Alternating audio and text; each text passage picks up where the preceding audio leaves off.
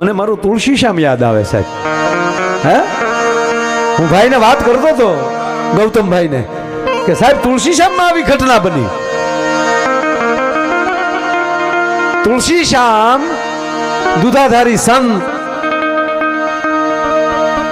આ તો આપણે અહીંયા પૂછીએ છીએ. આપણે પાછા જો તમે સાંભળજો, આપણે બહુ ગાળું બોલતા હોય, અમુક ખીજાતા હોય, ખીજાવ કે ફલાણા બાપુ તો બહુ ખીજાય છે, કાળા હિંહવા જેવા બહારથી આવ્યા હોય યુપી બિહારમાંથી, કોઈક વોન્ટેડ હોય, આપણને શું ખબર કોણ છે, તો આપણે એના પગમાં પડી જાવ. પણ સાહેબ જેની આપણે પેઢીઓ ઓળખીએ છીએ કે જે પરંપરામાં એમ કહેવાય કે સાધુ સંત થતા આવે છે, હે પછી બીજે ડોટું ક્યાં દેવાની રહી? તો મને કહો તમે, ક્યાં જાવું આપણે? આવા પુરાવા કોણ આપવાનું તમને? આ કેટલી પેઢીઓના પુરાવા લઈ લો તમે સાહેબ. 15 દી એક ધારી વાર્તાઓ કરીએ ને તો આ જગ્યાની વાતું ન ખૂટે ને એટલી પરંપરા આ જગ્યાની છે. લ્યો ને 15 દી હળગ વાતું કર્યા રાખીએ ને તોય બાપુ ખૂટે નહીં.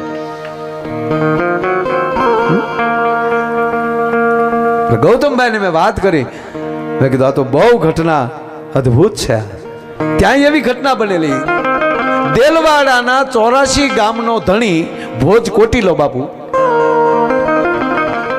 ભોજ કોટીલા એ ગોરખ મઢીની ગાયું વાળી, ત્યાં ગોરખ મઢી મહારાજ ગોરખની જગ્યા છે, એ મઢીની ગાયું વાળી એટલે સાહેબ આખા સૌરાષ્ટ્રમાં અરેરાટી થઈ ગયા. આપણી તમામ દેહાણી જગ્યાઓમાં, તમામ જગ્યાનું એમ કહેવાય સંતોનું એક સંમેલન તુલસી શ્યામમાં થયું કે ભોજ કોટીલા જે છે એને સંતોનું ધ્યાન રાખવું જોઈએ, એને બદલે ગોરખ મઢીની ગાવું વાળી ભોજ કોટીલાને બોલાવ્યા.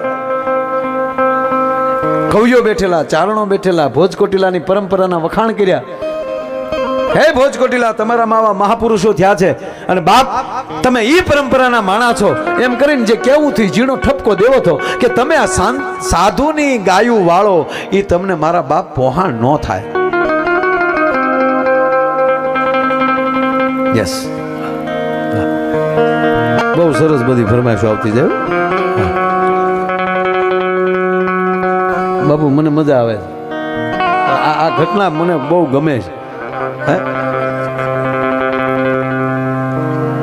મેં હમણાં એક નિવેદન આપ્યું બાપુ, કારણ કે મને મારો ગુરુ, પછી ગુરુના નામ અલગ અલગ હોઈ શકે, ગુરુ તત્વ એક હોય, ગુરુ તત્વ એક હોય. ભક્ત બીજ પલટે નહીં, જુગ જાય અનંત, ઊંચ નીચ ઘેર અવતરે આખર સંતનો સંત. આ શબ્દો દેવાય મને નથી ગમતા સાહેબ. જે કુળમાં સંત જન્મતા હોય, જે કુળમાં સુરવીર જન્મતા હોય, જે કુળમાં આવી કલા જન્મ લેતી હોય, એને તમે ઊંચ નીચ કહીએ જ કેમ એકો?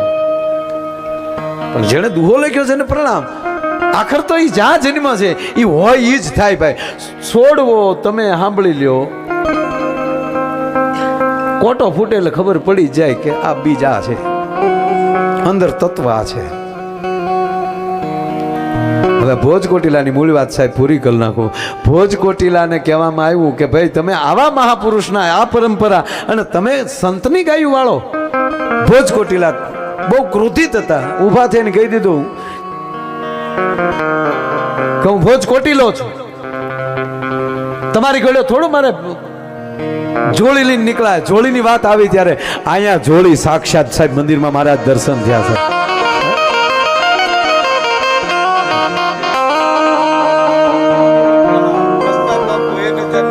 મસ્તાન બાપુ 1001 તાળીઓથી વધારજો. ધન્યવાદ, ધન્યવાદ. વાહ વાહ વાહ વાહ, ધન્યવાદ.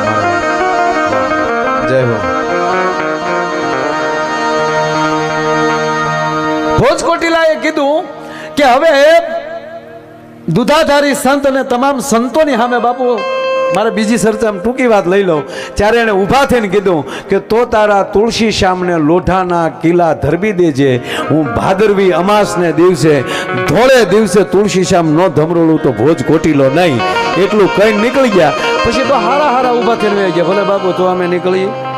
તેથી સાહેબ એ સંત ઊભા થઈને નામાધારી માણસો બેઠા હતા એની વચ્ચે દૂધાધારી સંત ઊભા થઈને બોલીને એટલું કીધું, इसमें कोई अर्जुन नहीं है, मैं अर्जुन को ढूंढ रहा हूं। અને તેથી સાહેબ એક પણ માણા બોલ્યો નહીં અને બધા એમ કહેવાય ધીરે ધીરે હળો કરતા નીકળી ગયા. અને આ વાત થાતા થાતા થાતા થાતા ડડાઈના ધણી મૈયા કોટીલાને ખબર પડી અને મૈયા કોટીલા ઘોડા ઉપર સવાર થઈને એમ કહેવાય તુલસીશ્યામ જાય છે ને એટલું કીધું, બાપુ હાજર નહોતો, મને ખબર નહોતી. અને ભોજ કોટીલા જો આવી રીતે ભરી સભામાં કહીને જાતા હોય તો એની જનેતાએ જ કોટીલો જણ્યો એમ નહીં, મારી જનેતાએ મને કોટીલો જણ્યો છે. અને હવે જોઉં છું મૈયા કોટીલા કહે છે કે જોઉં છું ભોજ કોટીલા કેમ આવે. બાપુ ચિંતા કરતા નહીં, મારા ખોળિયામાં પ્રાણ હશે ત્યાં સુધી અમે લડી લેશું. અને કહેવાય ગયો 50 ઘોડા ખાલી હતા મૈયા કોટીલા પાસે. એક ખોબા જેવડું ડડાણ ગામનો ધણી. અને તુલસી શ્યામમાં એમ કહેવાય ભાદરવી અમાસ ને દિવસે એમ કહેવાય કે મૈયા કોટીલાને એમ કહેવાય કે 50 ઘોડા તુલસી શ્યામની ફેડ્યા મેળા હફડાક ફડાક હેફડાક ફડાક કરતા એમ કહેવાય ચોક્યું કરવા. અને 450 ઘોડા લઈ અને ભોજ કોટીલો ખાબક્યો. પણ સાહેબ ભોજ કોટીલો જે ડુંગરના ગાળામાં નીકળે ને હામાં 500 ઘોડા દેખાય, જે ડુંગરના ગાળામાં આવે ને હામાં 500 ઘોડા દેખાય. હાથ સુધી એમ કહેવાય કે ભોજ કોટીલો ફરતા રહ્યા. ભોજ કોટીલો તુલસીશ્યામ ફરતા 84 ગામનો ધણી હતો. એ તુલસીશ્યામ ફરતા હાથ સુધી ફેર્યા કર્યા. અને તેથી જ ઘટના એવી ઘટી, એ અહીંયા ફરવામાં રહ્યા. તેથી જેથી એ બોલ્યા ને વચ્ચે હું કહેતા ભૂલી ગયો, તેથી એ તુલસીશ્યામ બોલ્યા ને તેથી દૂધાધારી સંત એટલું બોલ્યા હતા કે સુન લે ભોજ, તું किसी को लूटता है तो जा तुझे भी कोई लूट लेगा, तू किसी को लूटता है तो सुन ले तुझे भी कोई लूट लेगा. અને કહેવા ગયો સાહેબ એ હાથ સુધી અહીંયા ફરવામાં રહ્યા ને એમાં જુનાગઢ નવાબે સડાઈ કરી. અહીંયા તુલસીશ્યામ ફરતા ફરવામાં રહ્યા એમાં દેલવાડું એમ કહેવાય કે જુનાગઢ નવાબે કબજો કરી લીધો. એ 84 ગામ ગયા અને છેવટે એની પરગણું મૂકવું પડ્યું અને તુલસીશ્યામ લૂંટી ન શકાણું. હાજે મૈયા કોટીલાનો વિજય થયો. અને એમ કહેવાય ભગવાન શ્યામના ચરણમાં એમ કહેવાય કે લાકડી પડે એમ કહેવાય કે મૈયો કોટીલો પડી ગયા. અને તેથી દૂધાધારી સંત એક આવા સંતે તેથી કીધું, માગ લે મૈયા, આજ સંત તેરે પર મોજ में है. અરે બાબુ હું શું માગું, મારા 50 ઘોડા, મને ખબર છે મારથી કાંઈ ન થાય, આ તો તમારી કૃપાથી થયું છે, એમાં મારે માગવું શું. આ સંતને પણ ધાંગધ્રાની કચેરીમાં કહેવામાં આવ્યું. આ સંતને તે ધાંગધ્રાની કચેરીમાં કહેવામાં આવ્યું.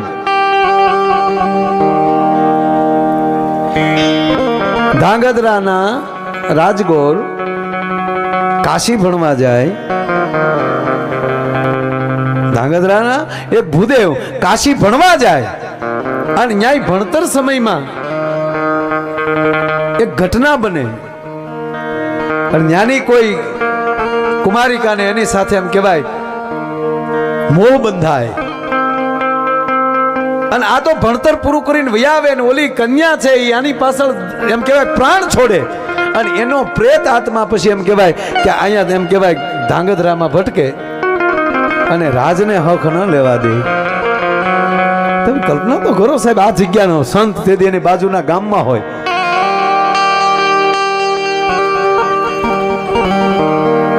અને ધાંગધ્રા મહારાજ એમ કે બાપુ આમાં કાંઈક મને રસ્તો કરી ગયો.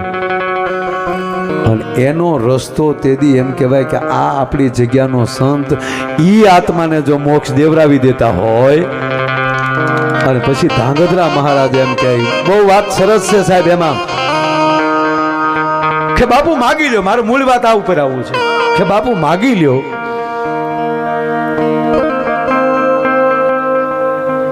શું ન માગી શકે? રાજા એમ કહેતા બાપુ માગી લ્યો. અંદરથી બાવલિયો એમ કહેતો હશે કે અહીંયા તો કુબેરનો ખજાનો પીડ્યો છે, ગાંડા સપટી ભભૂત મેં ખજાના કુબેર કો. સંતની જોડીમાંથી શું ના નીકળે? હું ઘણીવાર જાહેરમાં બોલ્યો છું, અમેરિકાની નાસા કંપની સંશોધન કરીને ટળી પ્રાપ્ત ન કરી શકે ને એ મારો ભારત વર્ષનો સાધુ એની જોડી માલી ક્યારે કરીને દેખાડ દે એની ખબર ના પડે. જુગ સહસ્ત્ર જોજન પર ભાનું લીલ્યો તાહી મધુર ફલ જાનું. તુલસીદાસજી 450 વર્ષ પહેલા એમ કહી દે કે જુગ સહસ્ત્ર જોજન પર ભાનું. પૃથ્વીનું અને સૂર્યનું અંતર કેટલું છે એ આ એક જ સોપાઈમાં એ કહી દે. અને આજ અમેરિકા એનો સરવાળો કરે ત્યારે ચોખ્ખું લખે કે તુલસીદાસે માપ આપ્યું એ પરફેક્ટ છે.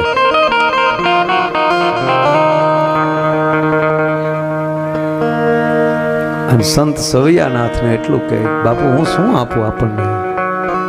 જો ક્ષત્રિયાવર આ દેશનો રાજા બાપુ ઓળઘોળ થઈ જાવ તમારી માથે કે મહારાજ આપ માગવાનું કહેતા હો તો માગું એટલું. આપના રાજમાં જે અમારો સમાજ વેઠ કરવા આવે ને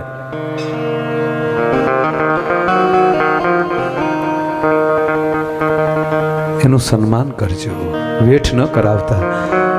અને વર્ષો પહેલા સાહેબ એ રાજા એમ કહી દે કે આજથી એ મારા ભારું છે, તમે બાપુ ચિંતા ન કરતા, એના સન્માન થશે મારા રાજમાં. જે સમાજ માટે માગે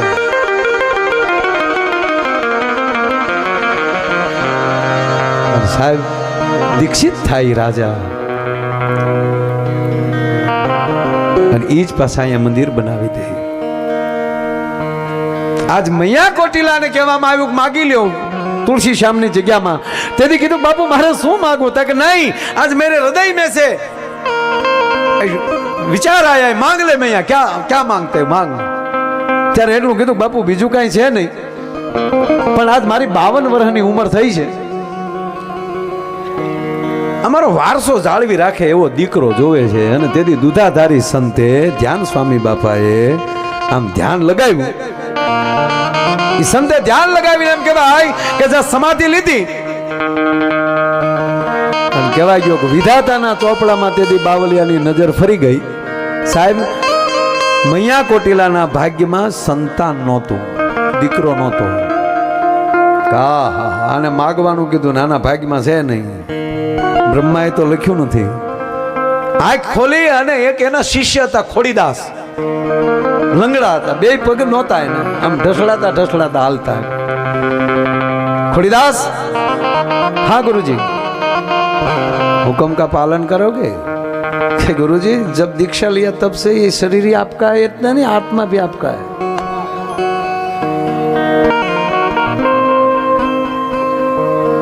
આજ્ઞા એને કહેવાય. સાહેબ મને મારો ગુરુ એમ કહે ને કે આ થાંભલે સડી જાય, 11 લાઈન છે, તૈણે તાર પકડી લે, હું ન પકડું ને તો આયરના પેટનો નહીં. મને મારા ગુરુ ઉપર, સાહેબ મારા સંત ઉપર ભરોસો છે. સાહેબ એ તમે 3 તાર પકડો ને સામે ડૈયો ઉડે, તમને કાંઈ ન થાય. ભલા મને ભરોસો હોવો. એ તો બાપુ છે કીધા કરે છે, ઠે આવે તોય મરી જવાના. ભરોસો.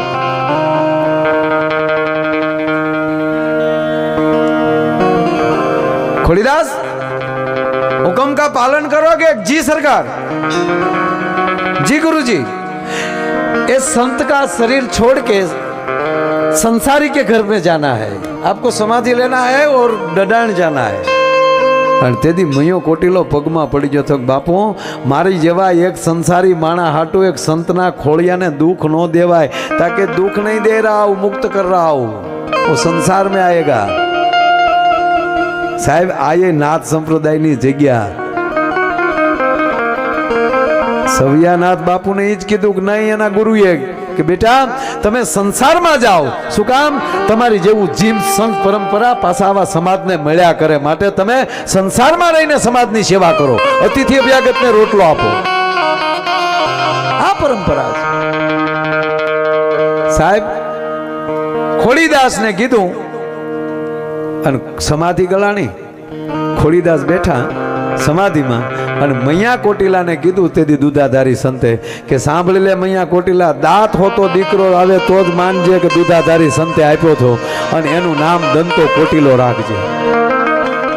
દીકરાનો જન્મ થયો, 1.5 વર્ષના દીકરા થયા એટલે બાપુની પધરામણી કરી દડાણમાં. અને મૈયા કોટીલાએ દંતા કોટીલાને કુંવરને બાપુના દર્શન કરવા બોલાવ્યા તો કુંવર ઢહડાતા ઢહડાતા આવ્યા. 1.5 વર્ષના દુધાધારી સંતને પગે લાગ્યા એટલે બાપુએ કાન પકડીને ઊંચા કર્યા. અરે ખોડીદાસ, अभी तक तू खोड़ीदास रहे, अब तू खोड़ीदास नहीं है, तू दंता है, चलता क्यों नहीं? ठपाट मारी ने साहब हड़ी काटी ने गठमा वया गया था। ते मुकम करोति वाचालम पंगुलम वैतगिरी यत कृपा तमहम वंदे परमानंद माधवम। परमात्मा ની સદગુરુ ની કૃપા થાય ને તો મૂંગો બોલતો થાય, પાંગળો હાલતો થાય. આ બધું ભરોસા વાળાની વાતો છે વાલા. અને આ જગ્યાઓ છે ને અહીંયા આપણે જેટલા આવ્યા છે ને ભરોસા વાળા આવ્યા છે.